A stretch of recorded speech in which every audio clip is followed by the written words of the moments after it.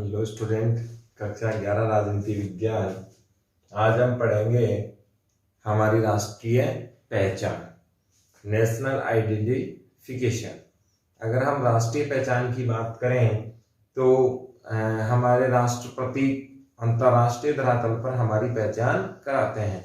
जैसे हम विदेश में कहीं हैं तो पहली पहचान हमारी शारीरिक बनावट है। हर देश के नागरिक एक अलग प्रकार के ढांचे में बने हुए हैं, अलग प्रकार की इनकी बॉडी लैंग्वेज होती है। जैसे एशिया के 4 भाग कर दें तो एशिया सबसे बड़ा महाद्वीप है और इसमें भी अलग अलग प्रकार के लोग पाए जाते हैं। पूर्व में अलग, पश्चिम में अलग। भारत वास्तव में दक्षिण एशिया में है।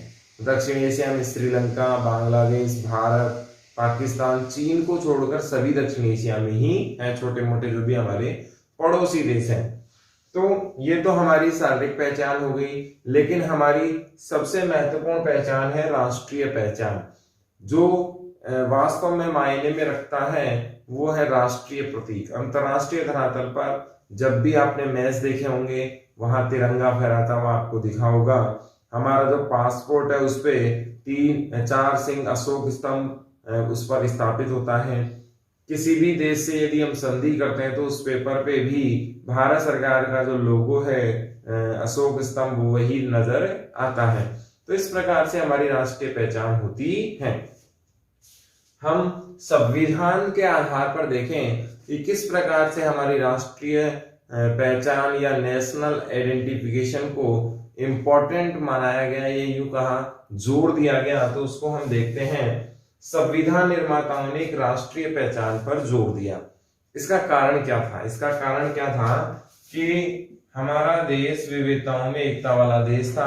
बहुत सारे राज्य, भाषा, क्षेत्र, प्रांत या रियासतें, उस जमाने की बात करें आजादी से पहले तो हमें 2 बातें समझ में आती हैं। एक तो था ब्रिटिश प्रांत, एक तो था भारत में ब्रिटिश प्रांत, दूसरा था देसी रजवाड़े और तीसरा था स्वतंत्र प्रांत या स्वायत्त क्षेत्र। ये 3 चीजें हमारे यहां पर थी। पहला कौन सा था? आजाद भारत, आजादी से पहले की यदि हम बात करते हैं तो इसमें पहला है ब्रिटिश प्रांत। ऐसे क्षेत्र जिन पर नियंत्रण किसका था? अंग्रेजों का था। जैसे मान लीजिए 1600 ईस्वी में अंग्रेज आए और बाद में ईस्ट इंडिया कंपनी उन्होंने बनाई, तो ये एक क्षेत्र था, इसका आधा हिस्सा अंग्रेजों ने कब्जे में कर लिया, तो ये क्या कहलाएगा? ब्रिटिश प्रांत कहलाएगा। इसका कुछ हिस्सा राजा के अधीन रह गया, तो ये क्या कहलाएगा? देसी रजवाड़े या देसी रियासतें कहलाएंगे। और जो बच गया, जिस पर किसी का क्षेत्र नहीं रहा, किसी का वर्चस्व नहीं रहा, कोई कबीले लोकल लैंग्वेज में अगर कहें कि गांव रह गए या उस किसी के भी वो अधीन थे ही नहीं, तो वो क्या कहलाए? स्वतंत्र प्रांत कहलाए। इसमें सबसे ज्यादा क्या थे? ब्रिटिश प्रांत थे। उसके बाद क्या थे? देसी रजवाड़े थे और उसके बाद बहुत कम स्वतंत्र प्रांत थे। तो संविधान निर्माताओं ने ये बहुत अच्छे से मनन किया कि भारत में विविधता में एकता पाई जाती है। पूरे देश में देखें तो दुनिया भर की भाषाएं हैं, अलग अलग कल्चर हैं, अलग अलग पहनावा है। तो ये कहीं ना कहीं कारण ना बन जाए टूटने का। जैसे सोवियत संघ टूटा, वो तो बाद में टूटा। सोवियत संघ का विघटन था 25 दिसंबर 1991 को। तो अगर हम देखें तो इतने बड़े बड़े जो अमेरिका से टक्कर ले रही थी महाशक्ति, उसका भी विघटन हो गया। भाषा आधारित पाकिस्तान का भी विघटन हो गया। एक बांग्लादेश बन गया और एक पाकिस्तान बन गया। एक जगह बांग्ला बोली जाती थी, दूसरी जगह उर्दू बोली जाती थी। तो ये फैक्टर जो बहुत कमजोर नजर आ रहे थे, इन फ्यूचर बहुत बड़े नजर आए थे। और ये संविधान सभा के माइंड में बहुत अच्छे से सेट था कि यदि आज इस प्रॉब्लम को सॉर्ट आउट नहीं किया गया तो हमारे लिए राष्ट्रीय पहचान बनाना बड़ा टेढ़ा हो जाएगा। दुनिया के बहुत सारे ऐसे क्षेत्र हैं जो भाषा आधारित अलग होना चाहते हैं, क्षेत्र विशेष की मांग कर रहे हैं, मंगोलिया, चाइना में देख लो, हांगकांग, अपने तिब्बत क्षेत्र, ये सारे अवैध अतिक्रमण हैं चीन के, और वो अपनी ज्योग्राफिकल कंडीशन, कल्चरल कंडीशंस को देखकर उनसे अलग होना चाहते हैं। ताइवान देख लें, कहीं ना कहीं ये क्षेत्र ऐसे हैं जो चीन की रूपरेखा से मैच नहीं करते। यहाँ भी ऐसी संभावना हो सकती थी।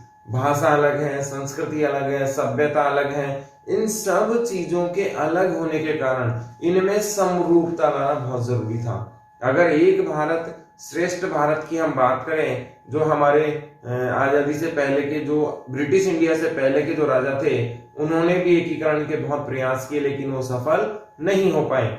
संविधान सभा ने बहुत अच्छे से पता था, संविधान सभा ने बहुत अच्छे से टारगेट किया था कि जब तक हमारी एक आइडेंटिफिकेशन नहीं होगा, एक आईडी नहीं होगी, एक राष्ट्रीय पहचान नहीं होगी, तब तक एक जगह हम वो लोग हो ही नहीं सकते।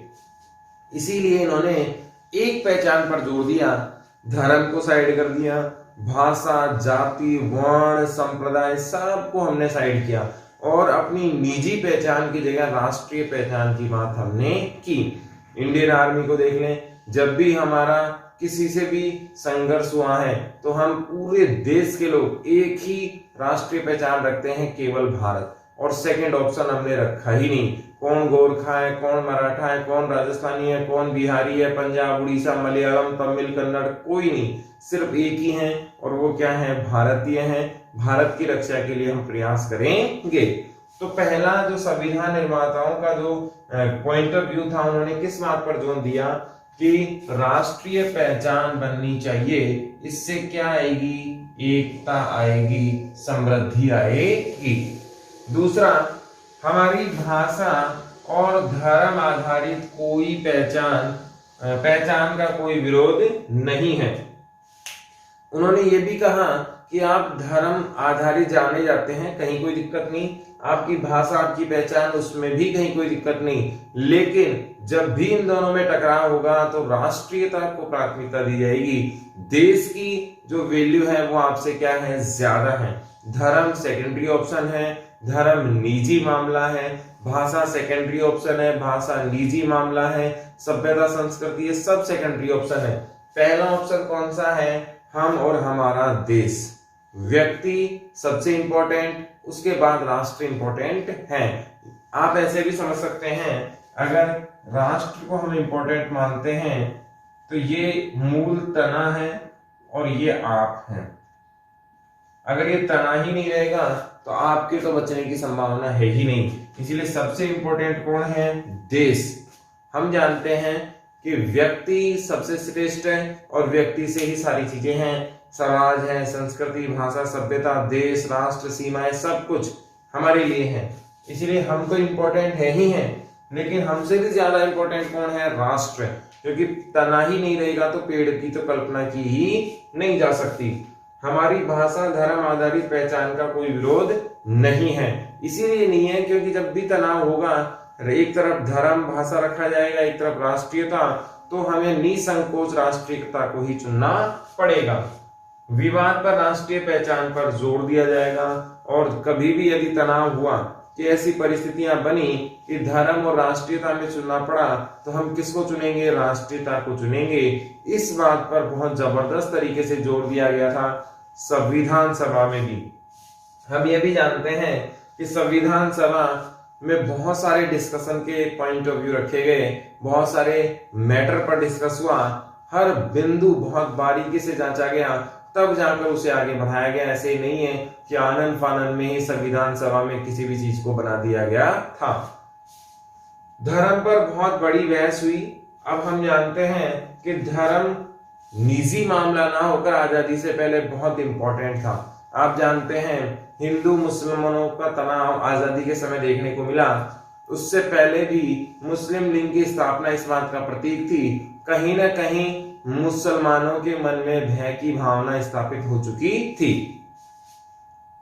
पृथक निर्वाचक मंडल, हमने बात की थी कि जब 1919 के जब अधिनियम आए तो उस समय बहुत बड़ा एक खाई हमारे मन में बन चुकी थी। जैसे ही पृथक निर्वाचन की बात आई तो पृथक निर्वाचन में स्पष्ट कहा गया संप्रदाय आधारित निर्वाचन की बात इन्होंने की, यानी कि धर्म विशेष के उम्मीदवार होंगे और धर्म विशेष के ही मतदाता भी होंगे। जैसे XYZ सिख बंदा कोई उम्मीदवार है तो उसे वोट देने वाले व्यक्ति भी कौन होंगे? सिख ही होंगे। इससे होगा क्या? इससे धार्मिक ध्रुवीकरण होगा, रिलीजिएशन को एक कंट्रोवर्सी हो जाएगी, एक तरीके से एक दिखावा हो जाएगा, एक सिंबल बन जाएगा और फिर विभाजन निश्चित ही होना है, क्योंकि सिख अलग हो जाएंगे, जैन अलग, पर्शियन अलग, मुस्लिम हिंदू अलग, तो वो एक कैटेगरी डेवलप हो जाएगी जो देश के लिए सही चीज नहीं है। धर्म पर बहुत बड़ी बहस हुई, पृथक निर्वाचन मंडल को हमने मान्यता नहीं दी और राष्ट्रीय पहचान को हमने मान्यता दी कि हर हाल में सबसे इंपॉर्टेंट चीज क्या है? राष्ट्रीय पहचान है, ना कि हमारी धार्मिक पहचान। इसमें आखिरी बिंदु हमारा है आलोचना। संविधान सभा या संविधान की हम आलोचना भी कर सकते हैं और इसमें हमारी बुक भारत का संविधान,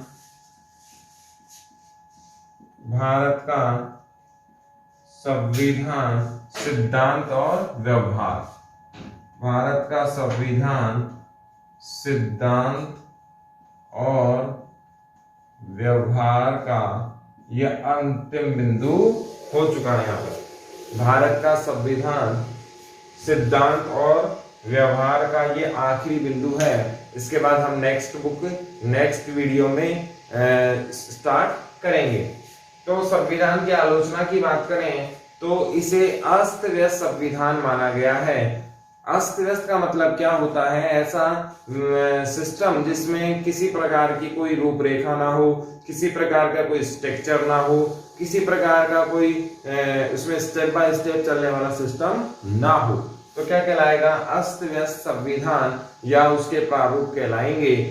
क्यों कहा गया? इसलिए कहा गया क्योंकि ये आनन फानन में बनाया गया, परिस्थितियां अनुकूल नहीं थी, विदेशी शासन उस समय मौजूद था और भारत में सिस्टम डेवलप हो ही नहीं पाया था। अगर हम अच्छे से देखें तो 1955 के बाद हमारी परिस्थितियां अनुकूल हुई। शुरुआत में तो हमारे यहाँ गरीबी पर बहुत ज्यादा फोकस किया गया। 50 तक हम लोग हिंदू मुस्लिम में फंसे रहे। 62 के आसपास या यूं कहें 60 के दशक में भी हमारे तनाव बहुत जबरदस्त था। वास्तव में जो शक्ति हमें मिली लोकतांत्रिक दृष्टि से वो 50 के बाद ही मिली, तो संविधान उस समय बाद ही बनना चाहिए था। तो ये जो बना है वो जल्दीबाजी में बना हुआ संविधान है, अस्त व्यस्त संविधान है। आलोचक इसे ऐसा मानते हैं। इसमें सबकी नुमाइंदगी नहीं हो सकती है। नुमाइंदगी का मतलब होता है इसमें पार्टिसिपेट या यूं कहें इसमें हिस्सेदारी सबकी नहीं हो सकती है, क्योंकि कुछ लोग ऐसा मानते हैं कि किसी विशेष वर्ग के लोगों के द्वारा या किसी विशेष उपाधि प्राप्त या यूं कहें कि जो नियुक्त व्यक्ति थे, चुने हुए जो व्यक्ति थे, वो विशेष कैटेगरी से आए थे, इसीलिए समाज के हर वर्ग, हर जाति, वर्ण, संप्रदाय की हिस्सेदारी इसमें नजर नहीं आती। इसीलिए इसे सबका मॉनिटर या यूं कहें सबको रिप्रेजेंट करने वाला कॉन्स्टिट्यूशन नहीं कहा जा सकता, संविधान नहीं कहा जा सकता है। तीसरी बात, भारतीय परिस्थितियों के अनुकूल नहीं है। ये भी इंपॉर्टेंट है। ऐसा क्यों कहा गया? हम जानते हैं 26 नवंबर 1946 में पहली बार संविधान सभा की पहली गठन हुआ या पहली बैठक उसमें हुई। वो परिस्थितियां हम अच्छे से जानते हैं। देश आजाद नहीं हुआ है, ब्रिटिश गवर्नमेंट की सत्ता है और ऐसी स्थिति में जो कानून बनेंगे वो कहीं ना कहीं ब्रिटिश प्रभाव से अछूते नहीं रह सकते, क्योंकि शासन ब्रिटिश का है, शक्ति का नियंत्रण ब्रिटिश का है। हम हो सकते हैं उनसे भी प्रेरित होकर ये संविधान उसी कंडीशंस में बनाया गया हो। जितने भी जो लोग थे उनकी एजुकेशन भी ब्रिटिश माहौल में हुई थी, सिलेबस भी ब्रिटिश ही था। तो कुल मिला के कहा जा सकता है कि ब्रिटिश प्रभाव इस पर बहुत ज्यादा रहा होगा या रहा है। लेकिन भारत की जो कंडीशंस है वो क्या है, अलग है, ब्रिटेन से अलग है, समाज अलग है, सभ्यता संस्कृति भाषा अलग है। तो ऐसे में जो संविधान बना ब्रिटिश टाइम वो आज की परिस्थितियों में या भारत की परिस्थितियों के अनुकूल नहीं कहा जा सकता। तो आलोचना की यदि हम बात करें भारत के संविधान की आलोचना में 3 बिंदु महत्वपूर्ण नजर आते हैं कि इस संविधान को जो आलोचक लोग हैं, इसके जो विरोधी लोग हैं, वो इसे सिस्टमेटिक कॉन्स्टिट्यूशन नहीं मानते, एक व्यवस्थित संविधान इसे नहीं मानते और कहते हैं कि ये सबकी नुमाइंदगी नहीं करता, किसी विशेष वर्ग के नुमाइंदगी के लिए बनाया गया था और भारतीय परिस्थितियों के हिसाब से ये नहीं है। ये सब आरोप किस पर लगते हैं, भारत के संविधान पर लगते हैं। यहाँ हमारी एक बुक भारत का संविधान सिद्धांत और व्यवहार क्या होती है, कंप्लीट।